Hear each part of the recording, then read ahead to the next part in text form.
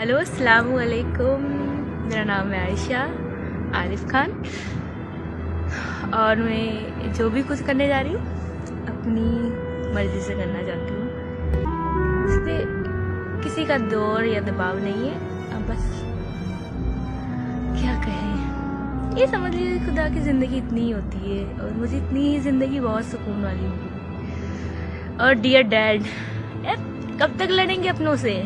Gas withdrawal کر دو۔ نہیں کرنا، یہ عائشہ لڑائی کے لیے نہیں بنی، پیار کرتے عارف سے، اسے پریشان تھوڑی نہ کریں گے۔ اگر اسے آزادی چاہیے ٹھیک ہے، وہ آزاد رہے، چلو اپنی زندگی تو یہیں تک ہے۔ میں خوش ہوں کہ میں اللہ سے ملوں گی، انہیں کہوں گی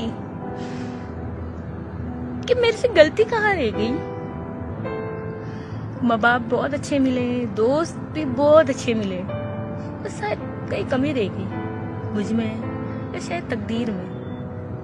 میں خوش ہوں، سکون سے جانا چاہتی ہوں، اللہ سے دعا کرتی ہوں کہ اب دوبارہ انسانوں کی شکل نہ دکھائے۔ ایک چیز ضرور سیکھ رہی ہوں، محبت کرنی ہے تو دو طرفہ کرو، ایک طرفہ میں کچھ حاصل نہیں۔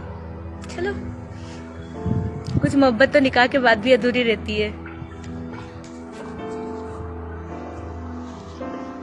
یہ پیاری سی ندی پرے کرتے کہ یہ مجھے اپنے آپ میں سما لے، اور میرے پیٹ پیچھے جو بھی ہو پلیز زیادہ بکھیڑا مت کرنا۔ میں ہواؤں کی طرح ہوں، بس بہنا چاہتی ہوں اور بہتے رہنا چاہتی ہوں، اسی کے لیے نہیں رکنا۔ میں خوش ہوں آج کے دن کہ مجھے جو سوال کے جواب چاہیے تھے وہ مل گئے، اور مجھے جس کو جو بتانا تھا سچائی وہ بتا چکی، بس کافی۔ تھینک یو، اور مجھے دعاؤں میں یاد کرنا، کیا پتہ جنت ملے یا نہیں ملے۔ چلو الوداع۔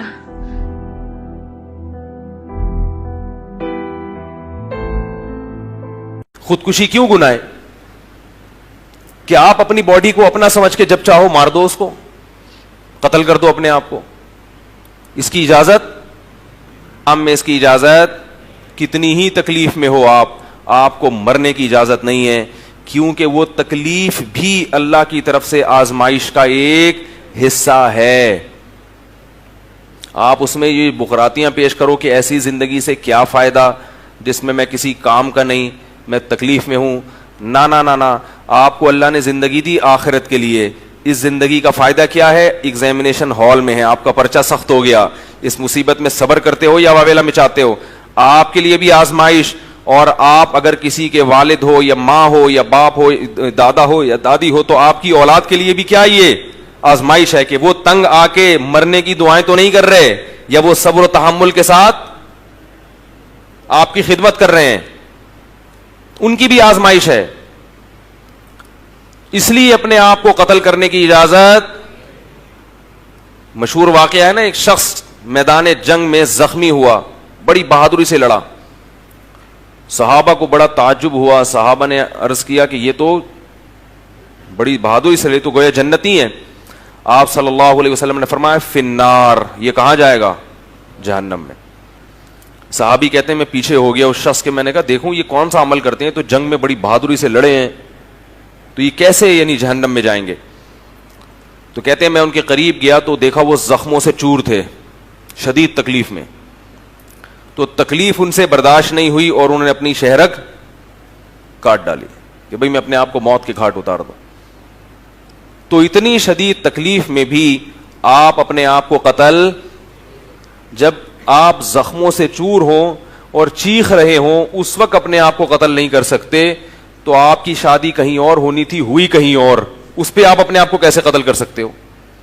میں اس لیے کہہ رہا ہوں کہ لڑکے مار دیتے ہیں اپنے آپ کو، لڑکیاں قتل کر دیتی ہیں کہ سیٹنگ وہاں چل رہی تھی، ابا نے رشتہ کہیں اور جوڑ دیا، لٹک گئے محبوب کی یاد میں، یہ ثابت کرنے کے لیے کہ ہمیں تم سے سچی محبت تھی، اور جس سے سچی محبت تھی وہ کم بخت لٹکتا نہیں ہے، وہ کہتا ہے ہائے یہ کیا ہوا، اس کے بعد وہ پھر اور کہیں سیٹنگ پہ بولو بھائی لگ جاتا، یہ سچی محبت تھی۔ اور اگر وہ لٹک جاتا تو وہ بھی بہت بڑا بیوقوف تھا، پھر کہیں ایسا نہ ہو کہ آپ کہیں نہیں مجھے چونکہ سچی محبت ہے لہذا وہ لٹک گئی تو میں بھی لٹکوں گا، لٹکنے کے بعد بھی آپ کی آپس میں ملاقات نہیں ہوگی، آپ اپنی خبر میں اور وہ اپنی قبر میں. یا تو ہونا کہ ایک ہی قبر میں دفن کریں, لیکن پھر بھی نہیں ہوگی ملاقات, کیونکہ وہ عالم برزخ ہے. جسم دنیا میں قریب ہونے سے عالم برزخ میں روح بھی قریب ہو یہ ضروری نہیں ہے. آپ یہاں دفن ہیں, آپ کا بھائی امریکہ میں دفن ہے, عین ممکن ہے عالم برزخ میں ملاقات ہو. اور آپ یہاں دفن ہیں, آپ کا بھائی ساتھ والی قبر میں دفن ہے, عین ممکن ہے آپ کی ملاقات نہ ہو. سمجھ رہے ہو کہ نہیں سمجھ رہے؟ اچھا, تو دیکھو بھائی, اب ہمیں چونکہ اس باڈی پر, اس جسم پر اختیار نہیں ہے, لہذا ہم اسے اپنی منمانی زندگی میں گزار نہیں سکتے. اگر گزاریں گے تو اللہ کو غضب آئے گا.